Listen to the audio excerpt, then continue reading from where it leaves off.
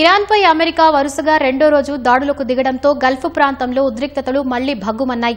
ఇరు దేశాల మధ్య కుదిరిన తాత్కాలిక కాల్పుల విరమణ ఒప్పందం ముగిసిందని అగ్రరాజ్యం ప్రకటించింది.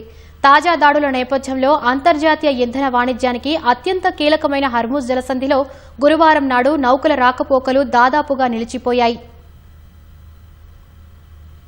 హర్ముజ్ జలసంధిలో వాణిజ్య నౌకలపై జరిపిన దాడులకు ప్రతీకారంగా అమెరికా తిరిగి ఇరాన్పై దాడులకు దిగడం గల్ఫ్ ప్రాంతాన్ని మరోసారి అస్థిరతలోకి నెట్టింది. ఇరాన్తో కాల్పుల విరమణ ముగిసిందని డొనాల్డ్ ట్రంప్ ప్రకటించడంతో పరిస్థితులు మరింత ఉద్రిక్తంగా మారాయి. తాజా పరిణామాలతో హర్ముజ్ జలసంధిలో ట్రాఫిక్ దాదాపుగా స్తంభించిపోయినట్లు షిప్ ట్రాకింగ్ డేటా స్పష్టం చేసింది. కేవలం ఉత్తర ప్రాంతంలోని ఇరాన్ ఆమోదిత మార్గంలో మాత్రమే స్వల్పంగా నౌకల కదలికలు కనిపిస్తుండగా అమెరికా మద్దతు ఉన్న ఒమన్ కారిడార్ పూర్తిగా నిర్మానుష్యంగా మారింది. పెద్ద నౌకల్లో కేవలం అమెరికా ఆంక్షలు ఎదుర్కొంటున్న ఒక సూపర్ ట్యాంకర్, ఇరాన్ జెండాతో ఉన్న మరో కంటైనర్ షిప్ మాత్రమే ఈ జలసంధిలో కనిపించాయి. రాడార్ల కంట పడకుండా ఉండేందుకు కొన్ని నౌకలు తమ ట్రాన్స్పాండర్లను ఆఫ్ చేసి ప్రయాణిస్తూ ఉండొచ్చని నిపుణులు భావిస్తున్నారు.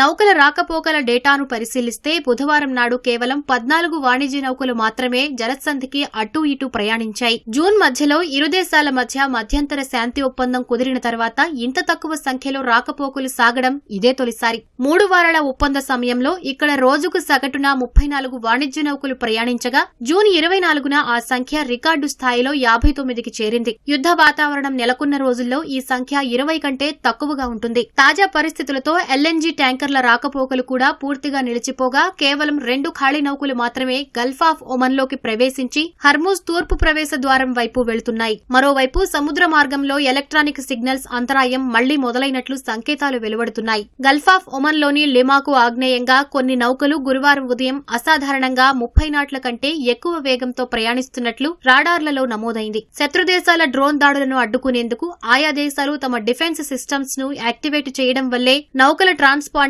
సిగ్నల్స్ కు అంతరాయం కలుగుతోందని, దీనివల్లే షిప్ ట్రాకింగ్ డేటాలో సాంకేతిక లోపాలు తలెత్తుతున్నాయని భద్రతా నిపుణులు విశ్లేషిస్తున్నారు. ప్రపంచ ఇంధన మార్కెట్లకు హర్ముజ్ జలసంధి అత్యంత కీలకం. అమెరికా ఇరాన్ వివాదం తలెత్తక ముందు ప్రపంచవ్యాప్తంగా సరఫరా అయ్యే ముడి చమురు, ఎల్ఎన్జీ గ్యాస్ లో 5వ వంతు ఈ మార్గం గుండానే రవాణా అయ్యేది. అందుకే ఈ జలసంధిని తిరిగి పూర్తిగా తెరవడం అనేది అమెరికా పెట్టిన ప్రధాన షరతుల్లో ఒకటి. అయితే హర్ముజ్ జలసంధి గుండా నౌకల రాకపోకల పునరుద్ధరణపై అనిశ్చితి కొనసాగుతుండటంతో సరఫరాకు అంతరాయం కలుగుతుందన్న భయాలతో అంతర్జాతీయ మార్కెట్లో ముడి చమురు ధరలు ఒక్కసారిగా భారీగా పెరిగాయి.